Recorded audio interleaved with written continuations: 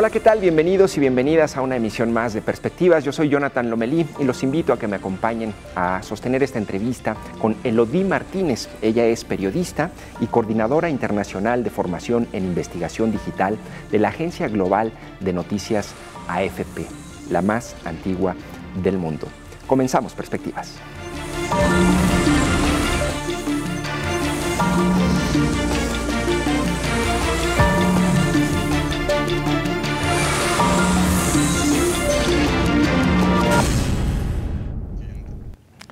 Hola, ¿qué tal? Bienvenidos y bienvenidas a Perspectivas. Les agradezco mucho que nos sintonicen y también le agradezco a Elodie Martínez, nuestra invitada, que esté con nosotros en este foro. Bienvenida, Elodie. Muchas gracias por la invitación. Es un placer estar acá con ustedes. Pues bueno, antes una muy breve introducción. Elodie Martínez, ella está aquí en Guadalajara. Ella reside en Francia, correcto. Está en esta ciudad como invitada especial en el marco de los festejos por el 13 aniversario de Canal 44. En esta semana inauguró la cátedra contra la desinformación en la era digital que auspicia la Universidad de Guadalajara con una charla, una masterclass que se denominó Verificación de Hechos en la Era Digital. Y Elodie, entiendo, por la revisión que hice de tu currículum, de tu trabajo, eres una periodista que se dedica específicamente a capacitar a otros periodistas para verificar información y hechos falsos. ¿Es correcto? ¿O cómo te defines tú, Elodie? Me gustaría comenzar un poco por allí, ¿no? Yo soy periodista. Empecé con el equipo de verificación digital para América Latina cuando este se implantó en la región en 2018 y digamos que nos expandimos a medida que iban surgiendo elecciones o eventos destacados en la región. Entonces empezamos con México, Colombia y Brasil.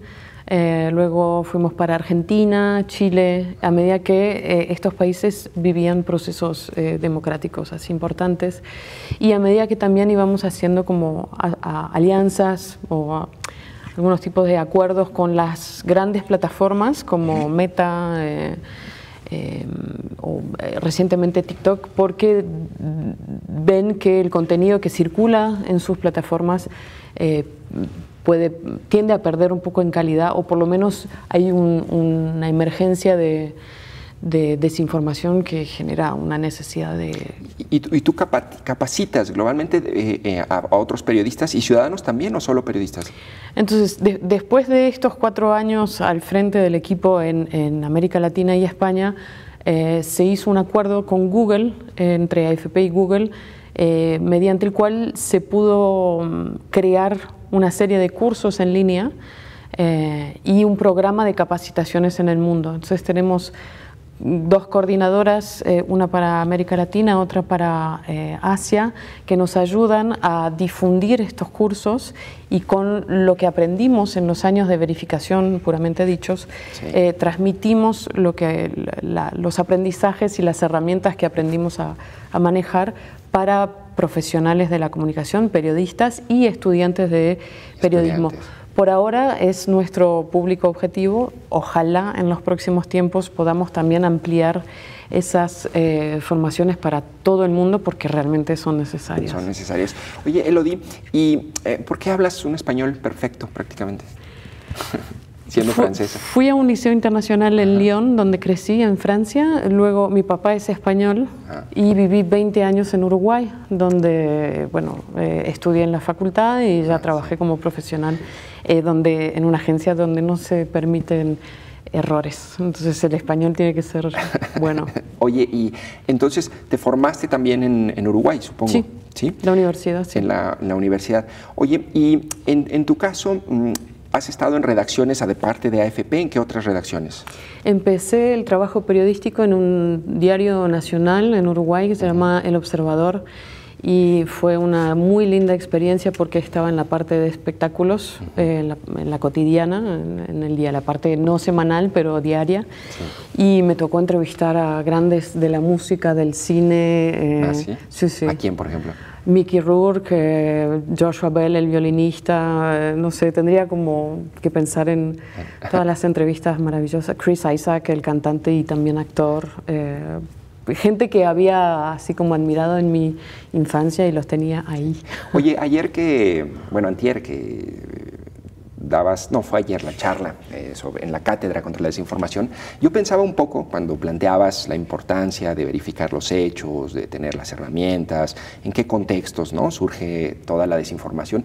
Yo pensaba un poco que eso, pues al final, y creo que lo mencionaste, pues es un principio del periodista, ¿no?, del periodismo como tal, es decir, la verificación y el contraste de fuentes. ¿En qué momento eso se convirtió en una especialidad o en una especie hasta de moda y de necesidad, cuando en teoría debería estar en las bases de cualquier formación periodística? ¿O qué pasó allí, Elodie?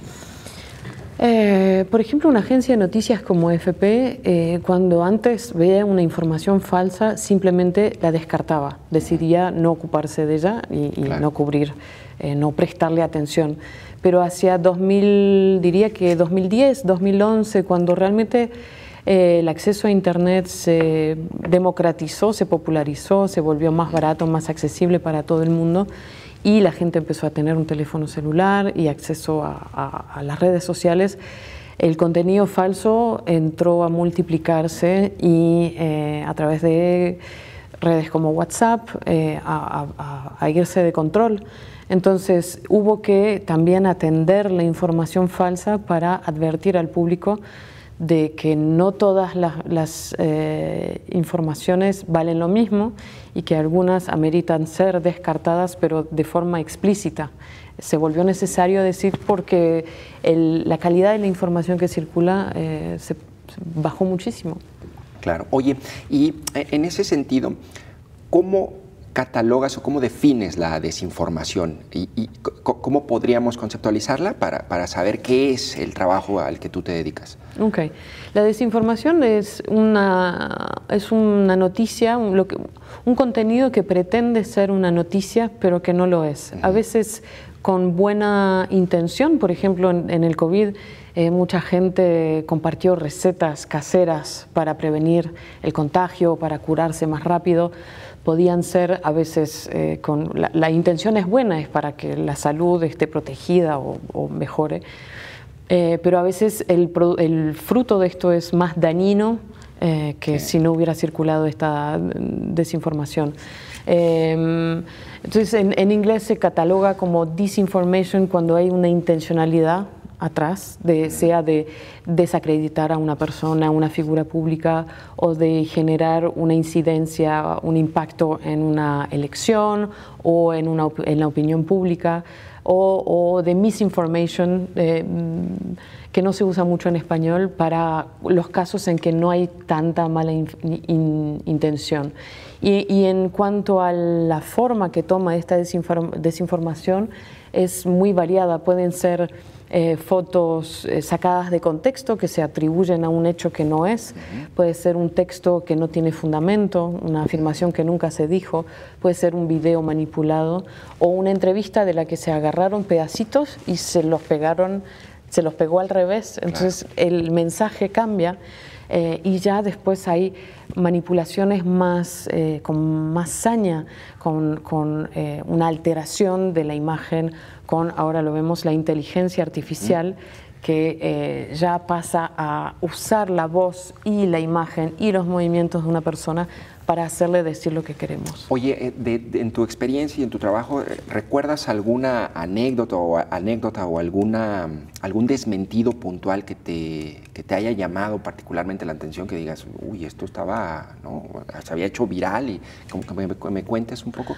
Ahí vemos, es cierto que hay desinformación así como más anodina en el día a día, de fotos o cosas así como más fáciles, pero un caso que mencioné ayer, de hecho, porque es bastante destacado, era un caso en el que el entonces presidente de Colombia, Iván Duque, había presentado ante la ONU, en la Asamblea General, allá por 2019, un informe que supuestamente probaba la presencia de paramilitares o de fuerzas extranjeras venezolanas en territorio colombiano, y con las pruebas que trajo, entre las pruebas que trajo había fotos, y entre esas fotos había fotos de la agencia de noticias para la que trabajo, y los fotógrafos que habían sacado esas fotos sabían y que no habían tomado esas fotos en Colombia, entonces no podían ser una prueba de presencia extranjera en Colombia.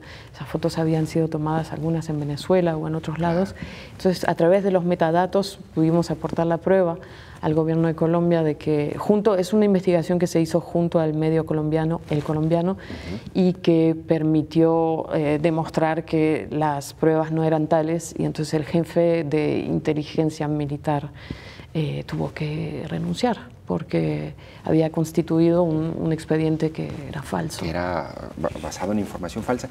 Oye, y de pronto no es, o sea, pienso un poco en la cantidad de información que hay, Elodie. Es decir, son millones y millones de usuarios, ¿no? Y nosotros somos pues, algunos periodistas que intentamos verificar.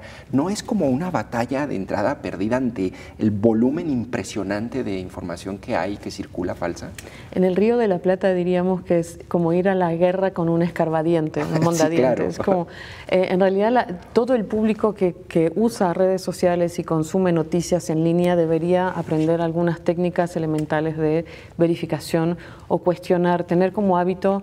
Es un poco desagradable, pero hay que no creer de buenas a primeras en lo que uno está viendo y recibiendo, porque muchas veces viene con una intención atrás, o por lo menos dudar, poner en duda y contrastar el origen de una foto, de una información, intentar ir a los sitios web oficiales para ver si la misma información es reflejada en los canales oficiales de los involucrados en la noticia, porque si no vamos a dar abasto los periodistas. Ahorita que dices esto, ¿no? Hay que dudar, hay que ser escéptico, no creer en todo lo que te den.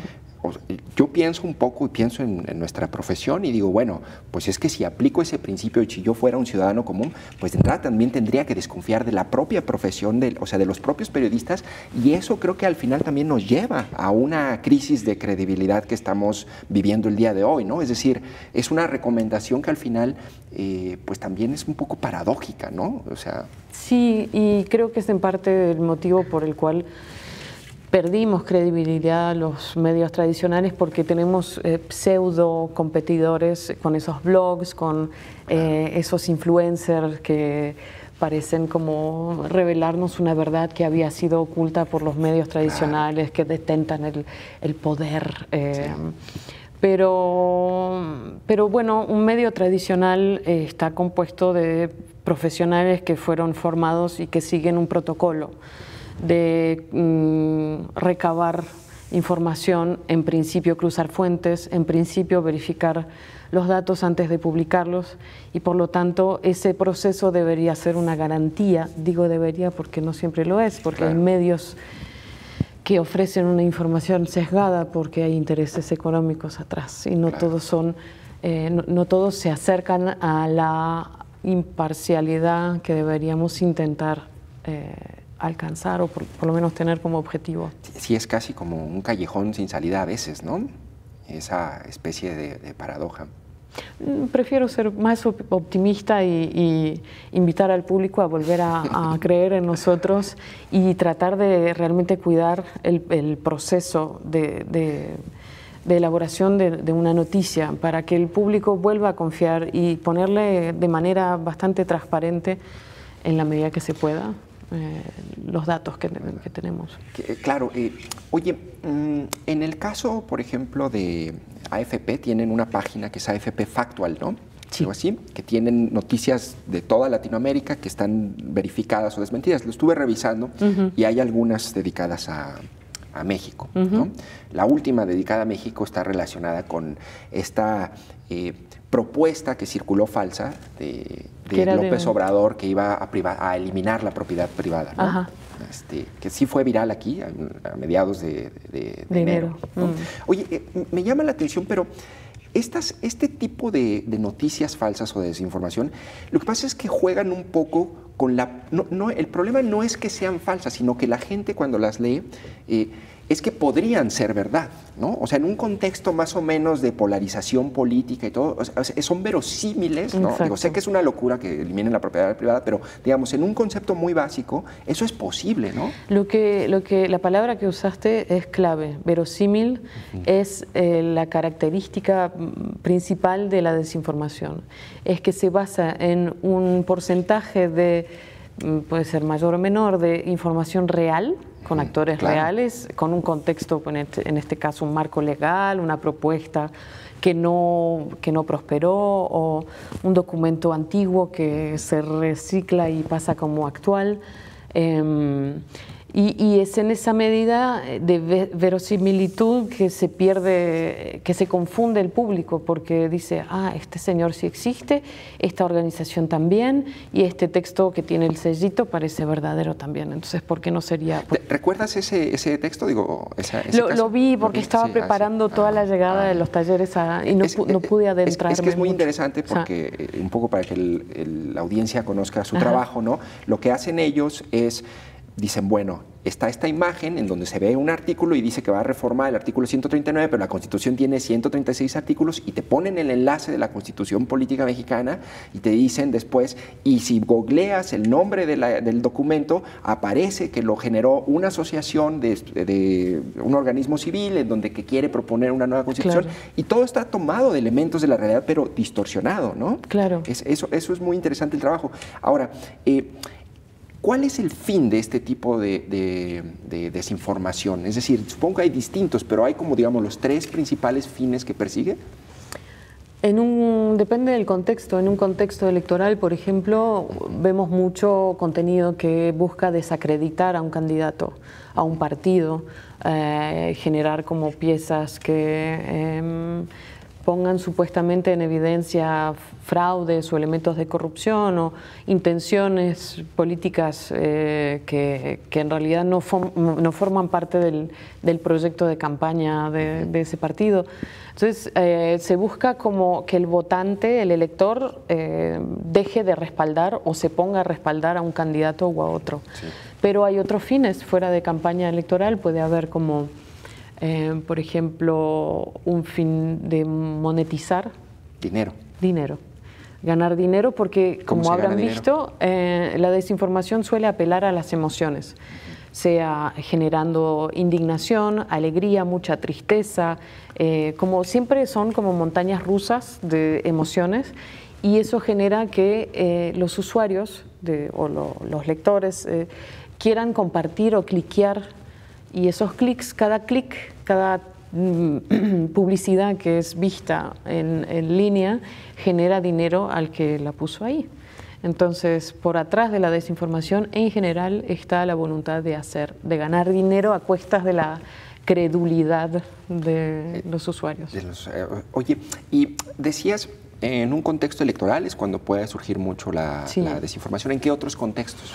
Bueno, vimos, por ejemplo, en crisis migratorias, pasa mucho, lo vemos mucho cuando empiezan a llegar migrantes, por lo general cuando las temperaturas se suavizan cerca de las costas españolas, llegan de África subsahariana. También lo vimos cuando se desató la crisis económico-política en Venezuela y millones de venezolanos salieron del país hacia países limítrofes en América Latina y se los acusaba de todos los males que podía haber, sea actos de vandalismo, agresiones, asesinatos, en fin. Claro. Lo vemos también con los migrantes que vienen de Sudamérica o de Centroamérica hacia Estados Unidos, pasando por México. Sí. También se los acusa de esas cosas. Puede haber desinformación, picos así en el caso de una crisis sanitaria, como vimos con el COVID. Cada vez que hay un brote de alguna enfermedad nueva, vemos la monkeypox era otra, acusaciones contra las vacunas es una especie de constante, de la polio, del hepatitis, en fin, todo tipo de procedimientos que son como que intentan mejorar la salud y lo han logrado a través de las décadas, pero que siguen siendo blanco de ataques. ¿Las guerras? Las guerras lo vemos mucho en este momento con lo que está sucediendo en Medio Oriente entre Israel y Hamás, con imágenes que son descontextualizadas o generadas por inteligencia artificial. Lo vimos mucho también y lo seguimos viendo, pero en menor medida, Ucrania y Rusia. Sí. Sí son como picos, pero no se limita a eso, puede haber desinformación en el ámbito deportivo, en el ámbito de la economía, del clima, el clima con los climatoescépticos que no adhieren a la idea de que hay un cambio climático. O los tierraplanistas, ¿no? Eso es buenísimo. Sí, con todo respeto. Sí. Esos son como una fuente de desinformación constante, sobre todo cuando hay episodios de o gran frío o grandes calores. Ahí los vemos, ¿no? Siempre. O con las chemtrails, las estelas de condensación que se ven en el cielo, que se convencen de que son químicos que nos quieren exterminar. Así, hay un sinfín de ejemplos que podríamos mencionar. Oye, y pienso un poco en ustedes, digamos, el trabajo de muchos periodistas que intentan todo el tiempo verificar y contrastar información, pero pienso ahorita en la guerra en Gaza, en la Franja de Gaza. No sé si recuerdas este caso de los bebés decapitados, sí, ¿no? Me llamó mucho la atención porque agencias de noticias, medios tradicionales, dieron por buena esa información durante, yo creo que horas o días, ¿no? Hasta alguien dijo, hey, esto no está pasando, esto es una noticia falsa. ¿Allí qué pasa con el papel de los medios de comunicación? ¿Tu esfuerzo o tus esfuerzos o los esfuerzos que hace la agencia AFP son muy aislados o qué está pasando con el periodismo en ese sentido? Los medios están empujados por una necesidad de correr atrás de la noticia y de ser los primeros en dar una noticia. Y, por ejemplo, en el caso de un bombardeo contra uno de los hospitales que fue bombardeado, sobre todo en el inicio de la contraofensiva israelí en Gaza, incluso la agencia AFP reconoció que se había equivocado en atribuir demasiado rápido la autoría de los bombardeos a Israel, cuando luego una investigación puso un poco en duda la procedencia, los restos de los proyectiles que podía haber no permitían dar por sentado que se trataba de una ofensiva israelí. Y hubo que hacer un pedido una suerte de pedido de disculpa en decir que habíamos sido demasiado rápidos en divulgar la información sin verificarla que provenía de Hamás, que son las autoridades que están en este momento en el poder en la Franja de Gaza. Entonces, creo que a partir de ahí, claro, en medio de una guerra hay mucha agitación, los periodistas hay muchísima información que manejar, los periodistas están cansados y por ahí hay momentos, hay brechas en las que se bajan un poquito los filtros de protección y eso fue un recordatorio para todos de realmente hacer lo posible por no simplemente repetir una afirmación sin verificarla. Claro, que es... Oye, en otro, digamos, ya tenemos esta proliferación de información falsa que se replica ad nauseam con los propios usuarios de redes sociales y en Internet, ¿no? Por un lado, ¿no? Uh-huh. Ahora tenemos la inteligencia artificial, uh-huh, que ahorita vamos a comentar un poco más, pero además de eso, me daba un poco de risa angustiosa ayer que veía el término verificación de hechos, ¿no? Porque yo decía, bueno, ¿de qué hechos hablamos? ¿De qué hechos hablamos? Y sobre todo pensé yo un poco en Trump en su momento, ¿no? La frase trumpiana, sus hechos alternativos, sus alternative facts, ¿no?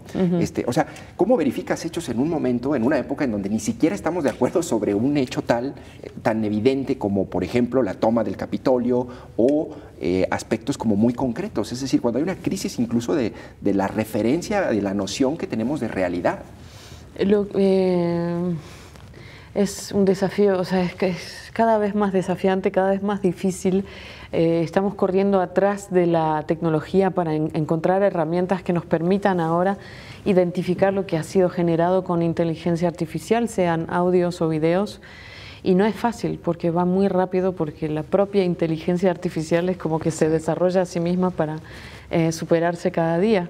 Pero lo que necesitamos hacer es buscar fuentes, tener la posibilidad de cruzar la información con, por ejemplo, si nos aseguran que en una manifestación tal persona hizo tal cosa, bueno, tenemos que buscar otros testigos de esa manifestación, de ese hecho, que a través de otras grabaciones, otros registros, imágenes o lo que fuera, nos permitan cruzar y que todo, digamos, la información sea convergente, que nos lleve a una misma conclusión, que sea la de, bueno, esto sí pasó o claro, esto no pasó, porque todos los demás registros me muestran que esto no sucedió a esa hora. Entonces, por eso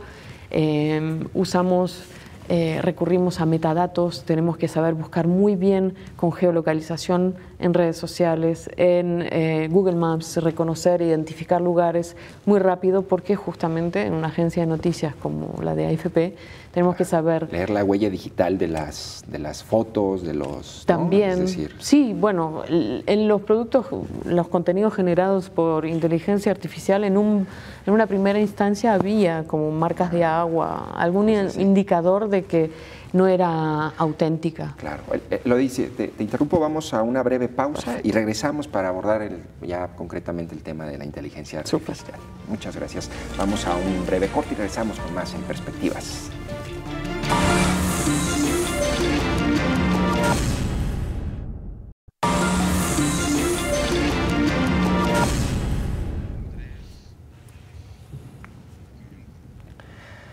Hola, ¿qué tal? Estamos en Perspectivas, estamos platicando con Elodie Martínez. Ella es periodista y coordinadora internacional de formación en investigación digital de la Agencia Global de Noticias AFP. Y estamos platicando sobre la verificación de hechos en la era digital y sobre todos los problemas que genera la desinformación. Vamos a abordar ahora el tema, que ya lo hemos mencionado, de la inteligencia artificial y cómo impacta en la desinformación global, regional, local y en cualquier nivel. Hay un término que he escuchado recientemente, lo escuché de hecho creo que a principios del año pasado, ¿no? Que era deep fake, ¿no? Que es deep, que es como profundo, y fake es como falso, ¿no? Profundamente falso, sería una traducción literal, ¿no? ¿Qué es eso y qué tiene que ver con la inteligencia artificial? Es como si hubiéramos desbloqueado un nivel superior en un videojuego. Es un que grado... nos va a causar más problemas. Exacto. Es un grado de manipulación que requiere ya de mucha más elaboración que simplemente agarrar dos imágenes y copiar y pegar elementos de una en otra o voltearla, o como manipulaciones básicas a las que estábamos acostumbrados. El deepfake tiene un poquito más de tiempo. Empezó con elementos como superposición de rostros, o podía ser el audio levemente ralentizado, o podía ser como manipulaciones más burdas. Lo hicieron bastante en la campaña pasada en Estados Unidos, lo hicieron en la campaña argentina desde el 2019. Entonces, el deepfake es algo que en sus inicios empezó siendo como bastante burdo y ahora se complejizó, porque ahora con la inteligencia artificial que entra en la elaboración de los deepfake es mucho más difícil reconocer una pieza falsa, porque realmente toma, sobre todo con personas públicas, porque la inteligencia artificial se nutre del contenido que existe en Internet. Entonces alguien como Joe Biden, el presidente de Estados Unidos, tiene muchísimas comparecencias, o sea, está en muchísimos videos, en muchísimas entrevistas. Entonces el grado de fidelidad del audio que va a ser reproducido con inteligencia artificial es muy alto. Y lo mismo pasa con las imágenes. Entonces tiene una base para alimentarse que es súper amplia y va a conseguir hacer productos de altísima calidad que van a ser muy difíciles de detectar. Y lo estamos viendo en videos de campaña contra el Partido Demócrata en Estados Unidos, o también con audios que empezaron a circular enviados hacia los votantes demócratas, instándoles falsamente a no ir a votar el día de la elección por tal o cual motivo, supuestamente en un mensaje grabado por el propio Joe Biden. Entonces, alguien que no está dudando de la autenticidad de ese tipo de contenidos y que recibe una llamada a su teléfono, imagínese Rachel, de 86 años en Wisconsin, no va a dudar de que sea un mensaje de la campaña que ella apoya y no va a ir a votar, y entonces el Partido Demócrata está perdiendo a esa Rachel. Yo podría decir que ha habido 2 o 3 deepfakes en México, no sé, quizá ha habido más, pero hay una que tú mencionaste recientemente, ¿no? ¿Cuál es? Porque justamente antes de viajar para acá buscaba un poco cómo estaba el panorama de la inteligencia artificial en México de cara relacionada a la campaña. Y entonces encontré en un artículo del País este video que podría ser gracioso, pero termina no siéndolo, de la candidata y exalcaldesa de la Ciudad de México, Claudia Sheinbaum, para alentando a los mexicanos a invertir 4,000 pesos para obtener réditos un esquema piramidal. Exacto, un Ponzi absoluto, para obtener hasta 120,000 pesos mexicanos de rédito. Y entonces aparecen publicidades de algunos bancos, pero es muy poco probable que una figura política de ese tenor, que se postula para la presidencia, sea como que participe en esas campañas de estafa a la gente. Y entonces lo que todavía es fácil de demostrar, digamos, con esto, ¿qué se logra? Se logra engañar a los votantes, a la población, potencialmente se pueden generar estafas financieras, y además se resquebraja la figura de algunos políticos como esa candidata. Y lo bueno de esto todavía es que se puede encontrar el video original, porque parte de un video que sí existió, una grabación que ella hizo en su despacho. Y reproduce la voz, la imita la voz, la inteligencia artificial. Sí, incluso el movimiento de los labios se adecua a lo que le hacen decir a la doctora Sheinbaum. O sea, uno con la inteligencia artificial generativa pone un texto de su elección y hace que la persona en pantalla esté diciendo exactamente, con el movimiento de labios que sigue las palabras, que esté diciendo lo que uno escribió. Entonces es el comienzo de un sinfín. Claro. Y eso empieza apenas, ¿no? Esto recién empieza. O sea, ¿en Francia han tenido casos emblemáticos de ese? Tenemos muy a menudo, sobre todo hemos visto buenos videos de ese tipo también, con el que involucran al presidente Emmanuel Macron. También al presidente Emmanuel Macron supuestamente enviando audios a dirigentes de distintos países africanos, como dándoles su respaldo o supuestamente alentándolos a hacer tal o cual cosa, además con una injerencia exterior que no... Oye, y por ejemplo eso, digo, no sé si esta respuesta podría como orientar malamente a quien quiera hacer daño con la desinformación, pero ¿qué tan fácil es, por ejemplo, hacer un video como el de Sheinbaum, ¿no? Es decir, ¿las herramientas están en línea y yo podría hacerlo, o se necesita ser más o menos especialista, o qué nivel de especialización se necesita? Están cada vez más en la mano. Habrán visto que el año pasado y el anterior se popularizaron algunas apps para los teléfonos que ya permitían como entrar el rostro de cada uno y ver cómo se vería de más viejito, claro. o intercambiar rostros, y toda esa información es información que le estábamos regalando a esos desarrolladores de aplicaciones que luego perfeccionan la tecnología para añadir movimiento y generar videos. Y esas aplicaciones de videos están también, obviamente, cuanto más caro uno esté dispuesto a pagar para usarlas, más refinado va a ser el resultado en cuanto a elaboración tecnológica, pero sí están cada vez más al alcance de la mano. Oye, digo, a ver, 2 o 3 tips para un usuario de redes promedio, es decir, no un periodista que nos esté viendo en audiencia, como para poder, fíjate en estas 2 o 3 cosas para poder identificar si un audio o un video es falso o es una deepfake. Consejos prácticos. En el caso, por ejemplo, de este video que mencioné de Claudia Sheinbaum, lo que hice yo para dar con el origen fue hacer una captura del video, captura de pantalla, puede ser en el celular o en un computador, y lanzar una búsqueda inversa con un motor de búsqueda que puede ser Google, Bing, el que ustedes prefieran. Y entre los resultados de la primera ocurrencia de esta imagen fija en Internet debería aparecer un tweet que fue el que publicó ella con su propio mensaje original, que era luego de una manifestación que se había organizado en la Ciudad de México. Entonces, el buen reflejo es siempre ir a buscar la fuente primera y no el portal o la plataforma que está haciendo circular este pedazo de desinformación. Pero luego hay piezas de desinformación que requieren de herramientas que no están al alcance del público, como por ejemplo los audios. A veces son tan verosímiles que nosotros mismos tenemos alianzas con universidades, ingenieros que nos ayudan a detectar el grado de falsedad o de fidelidad a la voz original. Eso es más difícil. Es más difícil y es costoso y lleva tiempo. Claro. Oye, ¿hay algún estudio o algún estimado para poder saber de la cantidad de personas que ven una fake news, ¿no? Por ejemplo, el video de Sheinbaum, ¿no? ¿Cuántos, más o menos, o qué porcentaje jamás en su imaginación, en su concepto, jamás se desmiente, es decir, lo creen?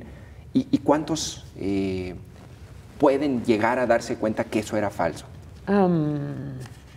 Habría que hacer un estudio. Nosotros realmente estamos corriendo contra la desinformación, entonces no tenemos un equipo analítico, pero sé que hay grupos universitarios de investigadores que se dedican a cada tanto divulgar el tipo de comportamiento de los usuarios frente a la desinformación.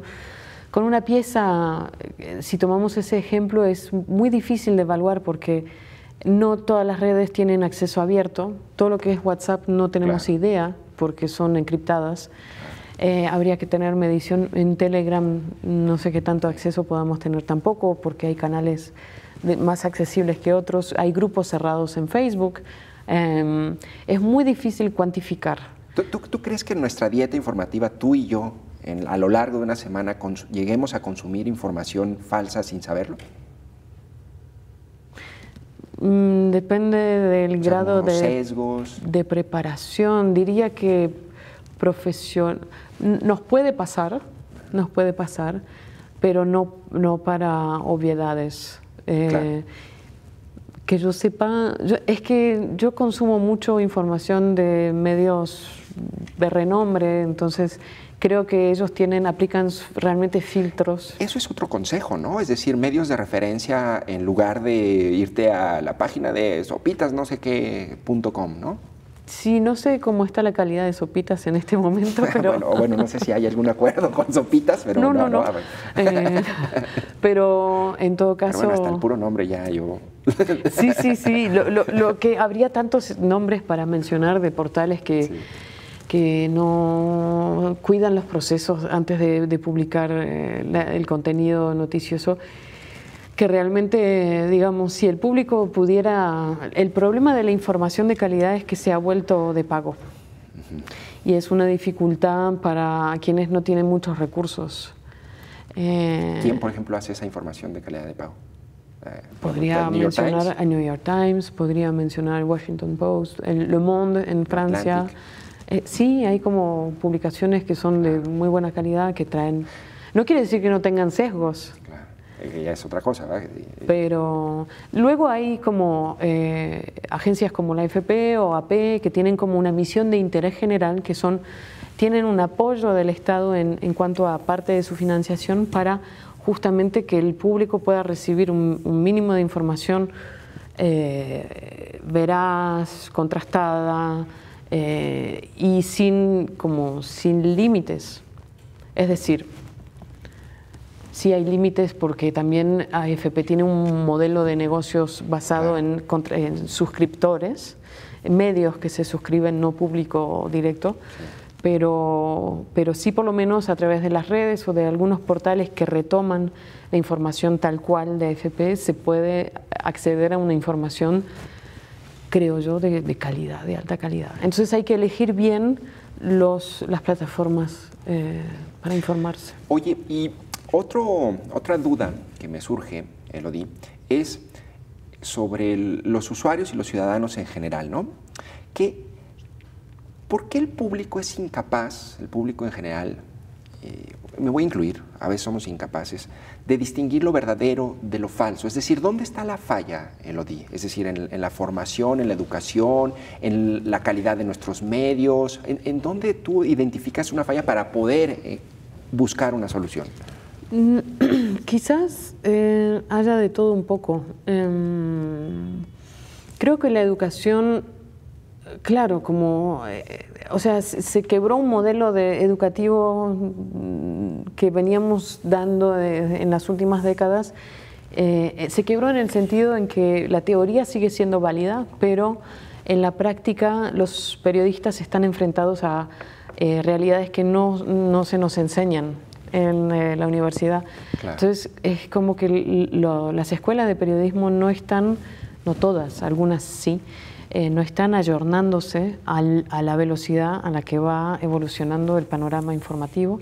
Y entonces tenemos un parte de responsabilidad, tenemos un deber los periodistas de actualizarnos en cuanto a las herramientas que existen, el tipo de información y desinformación que existe para estar alertas y ayudar a las personas a las que estamos informando a discernir lo verdadero de lo falso, dándoles incluso las herramientas que aprendimos nosotros, de intentar ir a la fuente, ahora que Internet democratizó el acceso a la información para todos.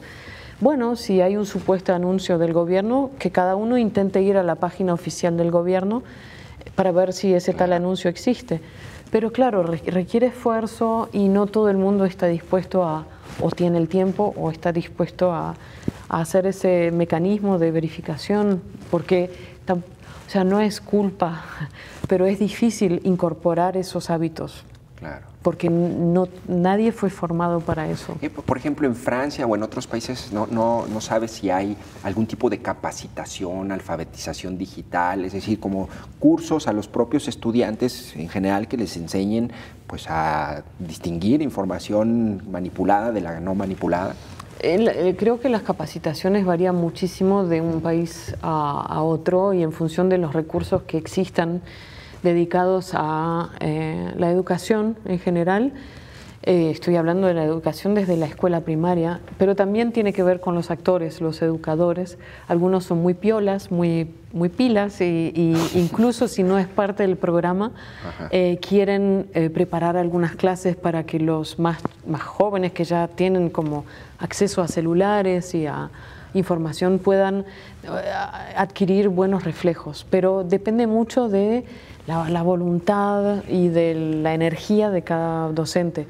En la universidad todavía está bastante acotado a lo que es la educación periodística o de comunicaciones, y en los países menos desarrollados diría que los programas demoran un poquito más en ayornarse.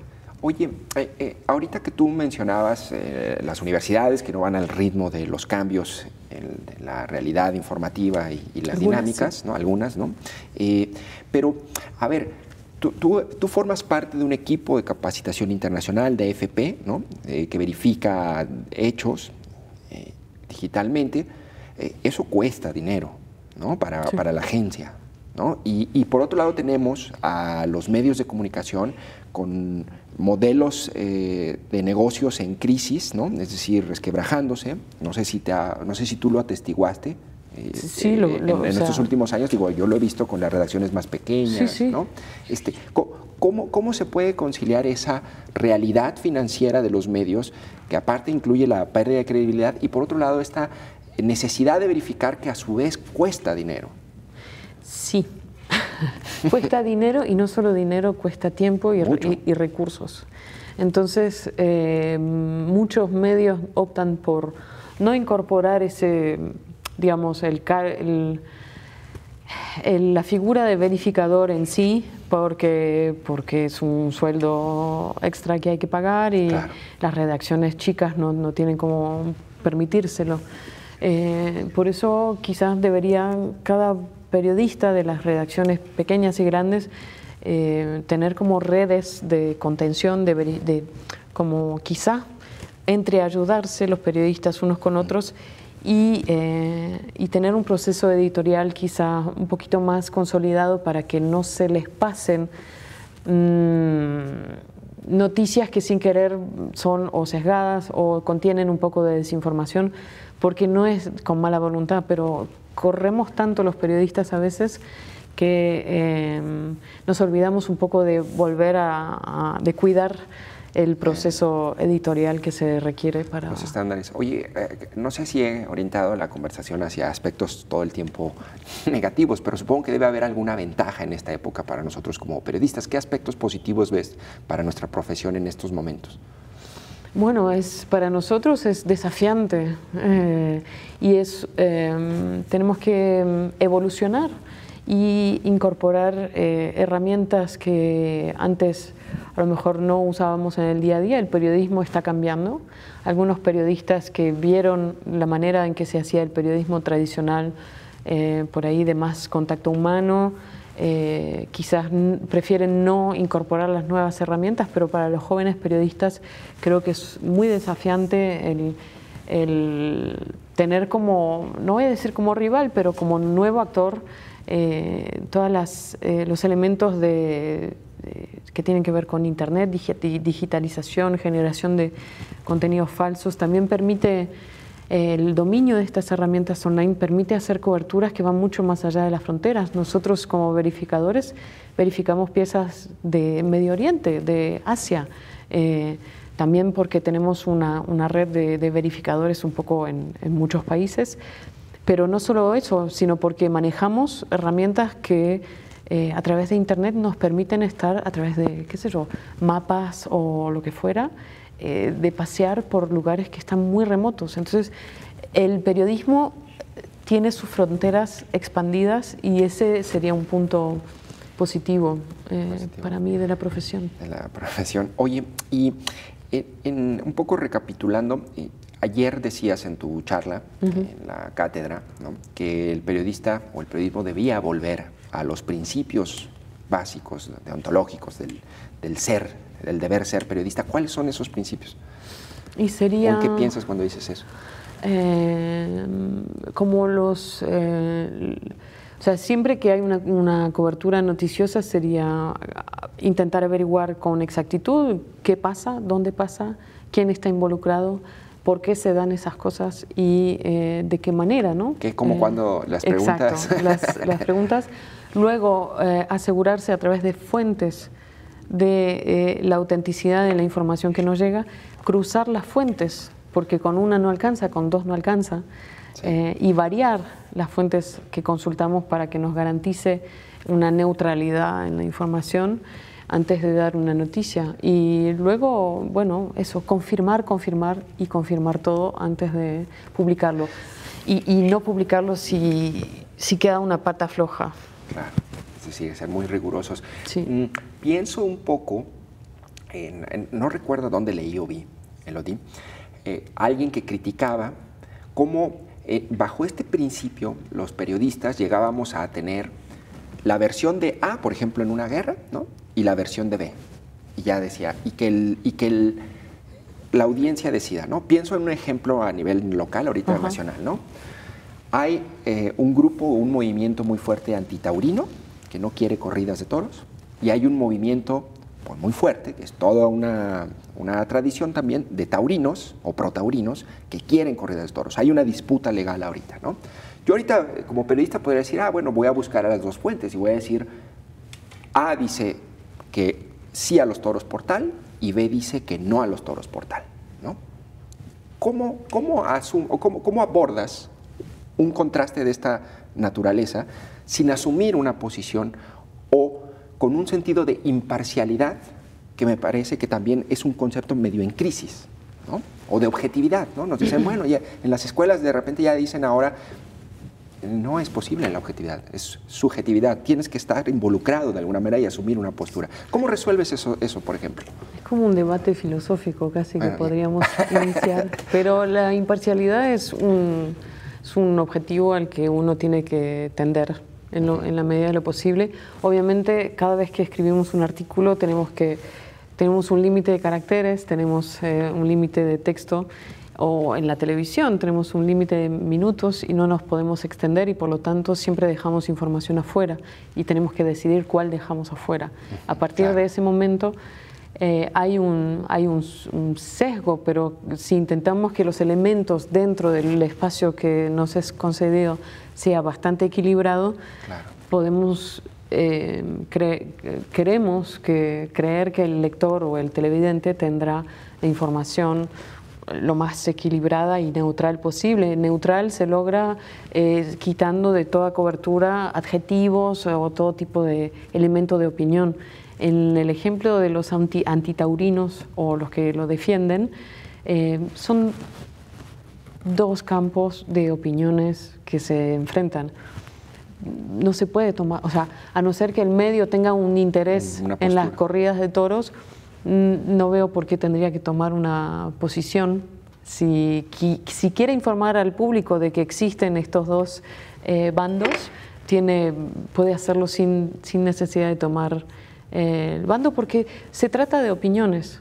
Claro. Es mejor, es peor, quién lo decide, por qué los defensores de los animales opinan que hay que dejar de hacer estas aberraciones, y quienes las defienden como patrimonio cultural de México pues tendrán sus argumentos también, y uno puede exponer todo esto y dejar que el público elija. Pues interesante la reflexión, Elodie Martínez, te agradezco mucho que me hayas acompañado en Perspectivas. Gracias a ustedes por la invitación. Gracias, pues ahí está, platicamos con Elodie Martínez, periodista y de la agencia AFP.